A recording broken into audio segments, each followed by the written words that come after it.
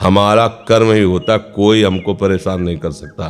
कोई देवता, कोई भूत, कोई प्रेत, कोई पितर, ये बात गांठ बांध लो, कोई तांत्रिक, कोई सिद्ध। यदि मेरा कर्म गलत नहीं है तो विश्व ब्रह्मांड में किसी की ताकत नहीं है कि वो हमको दंड दे सके, क्योंकि सबका शासन करता भगवान है, ईश्वर है। अगर कोई अपने तप का प्रभाव भी करना चाहे, मान लो तपस्वी है, तो बीच में आके खड़ा हो जाएगा, बिल्कुल वो भजन नहीं करता, पर वो निष्पाप है, उसने अपराध नहीं किए, तो किसी न किसी रूप में भगवान आके खड़े हो जाएंगे, इसकी रक्षा कर लेंगे। इसीलिए उनका एक नाम है ईश्वर। संपूर्ण जीवों का शासन उनके हाथ में है और सब जगह विराजमान है।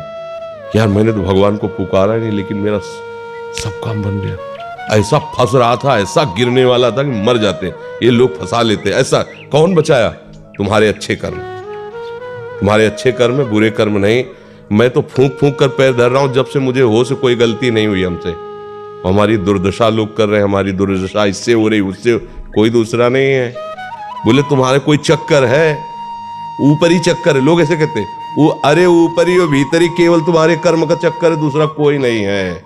वही कर्म भूत बन करके तुम्हें सताएगा, वही कर्म पितर बन करके, वही कर्म ग्रह बन करके सताएगा, कोई नहीं सता सकता। जो पे कृष्ण चरण मन अर्पित तो करिहे का नवग्रह रंग, रंग माने भिखारी। ये भिखारी नवग्रह तुम्हारा बाल बांका भी नहीं कर सकते यदि कृष्ण चरणारविंद में चित्त लगाए हो, और सब ग्रह तुम्हारे अनुकूल है और प्रभु से तुम विमुख हो, तो कोई तुम्हारी रक्षा नहीं कर सकता। तुम्हारे कर्म तुम्हें नष्ट कर देंगे। ये सिद्धांत सबकी समझ में नहीं आता है। अगर समझ में आ जाए तो भूल जाओ कि कोई पितर है, कोई भूत है, कोई प्रेत है। वही है, वही, दूसरा कोई नहीं है। वही तुम्हें दंड देने के लिए कभी भूत बन जाते हैं, कभी मृत्यु बन जाते हैं, कभी नाना प्रकार की घटनाएं बन जाते हैं। इसीलिए उनका भजन करोगे तो असली रूप में आपको मिलेंगे प्रेमानंद स्वरूप, महान सौंदर्य समुद्र, करुणा समुद्र। वही नहीं कहते जो विमुख है, अधर्माचरण करता है, उसके लिए मैं काल रूप भयंकर हूं। भगवान ही कह रहे, मैं उसके लिए भयंकर रूप हूं। देखो, भगवान का ही एकमात्र स्वतंत्र साम्राज्य है। वही बनने वाले, वही बनाने वाले हैं।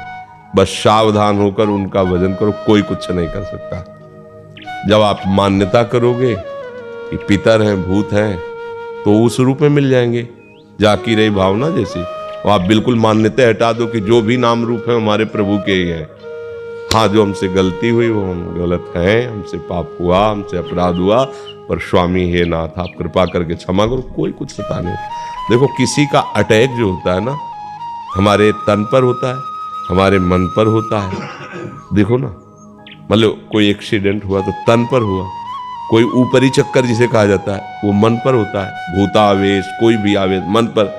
तो ये तन मन जब तक तुम अहंकार में हो तभी तक पीड़ा दे सकते हैं। अगर भगवान को समर्पित कर दिए, अब किसी की ताकत है? भगवान के समर्पित तन और मन को कोई घसीट कर ले जाए, ऐसा हो सकता? इतना वीर कोई पैदा हुआ है क्या? बस एक बात समझ लो, भगवान के आश्रित हो जाओ,